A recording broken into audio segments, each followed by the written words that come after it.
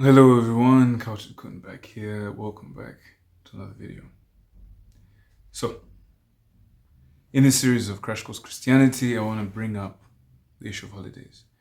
Holiday which is most significant for Christians, which happens around the time of Jewish Passover, which was formerly celebrated as the spring equinox, which is when we get equal days of sun, equal days of night. When the sun sets right on the equator, is Easter. And this is the special celebration of the resurrection of Christ, which happened 3 days after his death.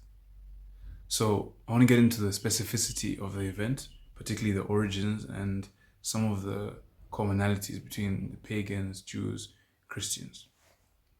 So Easter, which formerly was celebrated in honor of the god Ashtor or Ishtar, the god of fertility, according to the pagans, and hence the use of eggs. Eggs were an omen, or at least a symbol of rebirth, of fertility, of newness. For Christians, or no, actually, for Jews, so Judeo-Christianity, because Christianity came from Judaism. So for Jews, eggs was amongst the forbidden foods during Lent. So we've come out of a period of dark, dreary, cold winter, where we weren't allowed to eat eggs, and we fasted.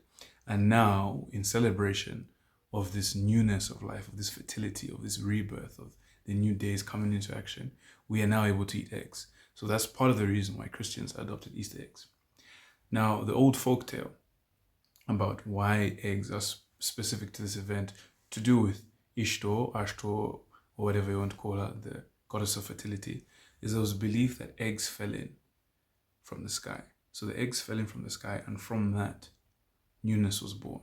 They fell into a river, and life came out of it, her life. And the egg is symbolic of that newness of life, because once the egg breaks from its shell and the new life forms, there is this beautiful transformation of potentiality into reality.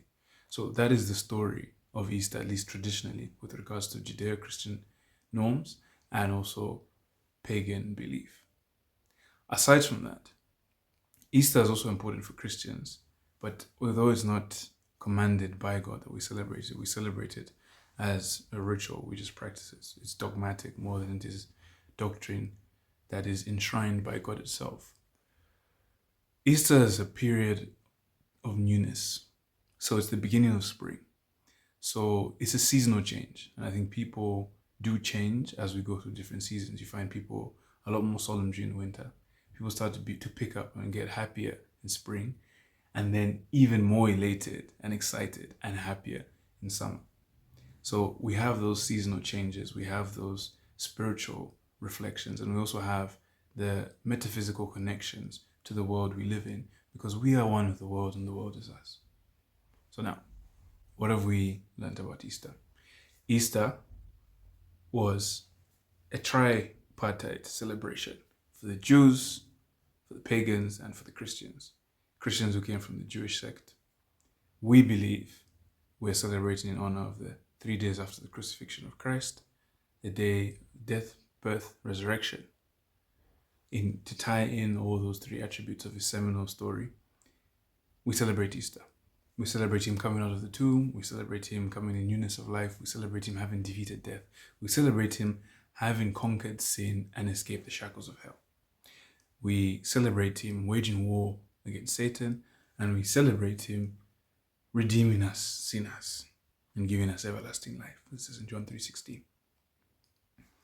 Jews, this is around the time of Passover. Pagans, Ishtar, Ashtor, the actual name of the goddess, depending on which language you want to reference, is framed out of the newness and is put in the calendar to do with the equinox, the spring equinox, the beginning of spring, to bring in the newness of life and to celebrate the charity of that faith in our goddess. And now we can go into this world and go forth and multiply. Aside from that, another omen or emblem that is symbolic of Easter is the rabbit, which is also sexually symbolic for fertility. For those of you who've ever bred rabbits or know anything about rabbits, rabbits breed very quickly.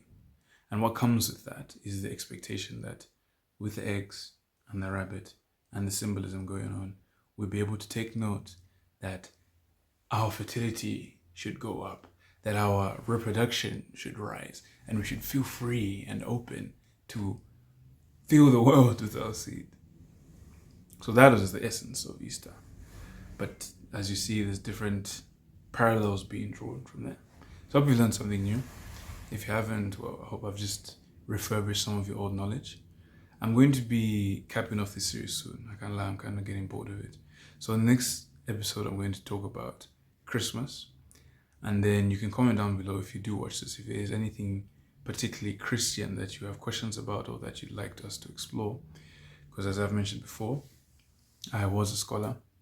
I believe many of us are actually scholars. If you spend your life reading a book, I mean, it depends on the depths and levels of interrogation, but a lot of us in Christian countries have grown up familiar with the text, so we can, whether it's paraphrase or even quote word for word, certain scripture, line by line.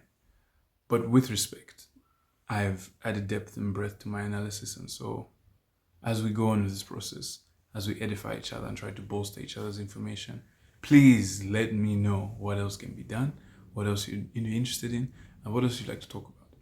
After this, I'd like to go into sacred energy exchange and talk about metaphysics and beautiful things, which I'm sure you enjoy more than me banging on age-old Christian doctrine. Other than that, thank you for listening, thank you for watching, thank you for keeping consistent, thank you for sharing, and thank you for commenting. Please do comment. I appreciate the comments in private, but also public, so you can allow for a feedback loop to develop and for conversation to grow within the comment section itself. I know you guys have a lot to say. So thanks again. Kultured Khun out. Bless.